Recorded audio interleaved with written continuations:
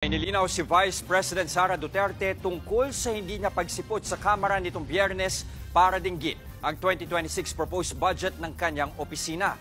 Sa isang payag, sinabi ng bise na mismong ang Kamara ang tumanggi sa ipinadala niyang Assistant Secretary dahil daw dapat Undersecretary ang humarap kung wala ang bise.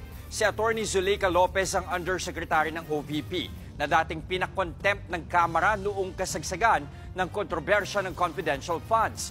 May ipinakita pang screenshot ng text message si VP Sara kung saan nagsabi siyang pupunta siya sa pagdinig pero pinayuhan daw siya ng isang mambabatas na wag nang tumuloy.